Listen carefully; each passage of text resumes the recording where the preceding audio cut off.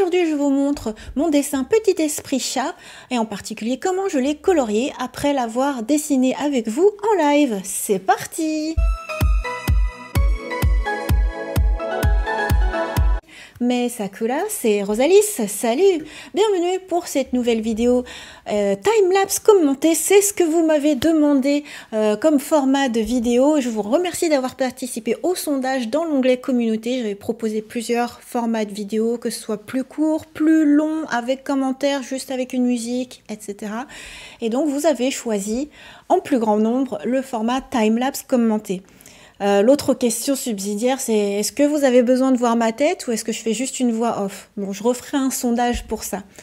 J'ai importé le dessin dans mon iPad Pro, dans l'application Procreate. Le dessin, en fait, donc je l'ai scanné. Évidemment, je l'ai gommé aussi après avoir fait l'ancrage. Et puis, il suffit de faire les aplats.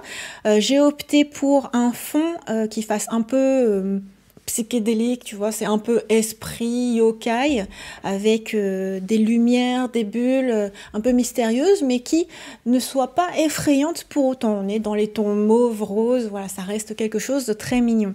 Mon petit chat, j'ai hésité, je me suis dit, est-ce que je fais un chat noir dans les tons mauve, violet foncé, ou alors plutôt les petits chats que je préfère, c'est-à-dire roux.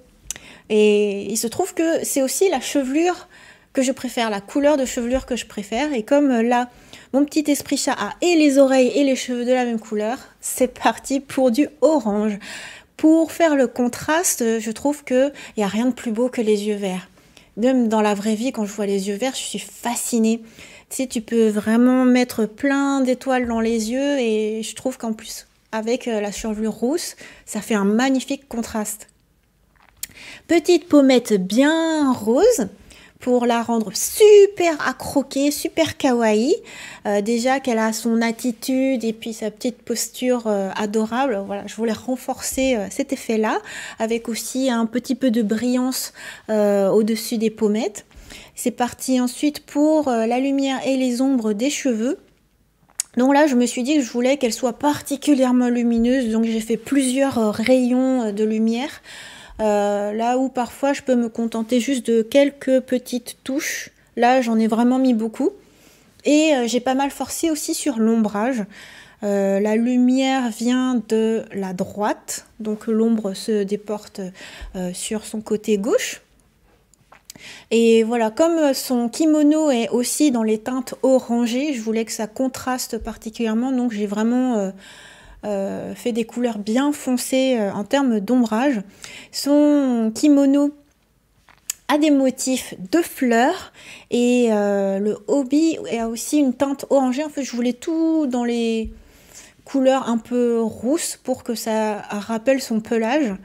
Et que ce soit vraiment particulièrement mignon, que ça rappelle un peu un chat, mais que ça fasse aussi esprit japonais. Ensuite, de même que pour les cheveux, j'avais mis pas mal d'ombre sur le kimono aussi, j'en mets, enfin pas mal de lumière, je voulais dire. Plus de lumière que d'ombre d'ailleurs. Et voilà, c'est déjà terminé. Et j'oubliais, mais aussi, il y a des goodies. Dans la description, vous avez le lien pour avoir l'illustration complète ainsi que des goodies avec cette illustration. Et on se rejoint tout de suite pour le vlog perso de la semaine en Live Fan Club. A tout de suite. Mais Sakura, j'espère que cette vidéo vous a plu. On va continuer comme ça pour les prochaines vidéos de dessin. Bye bye.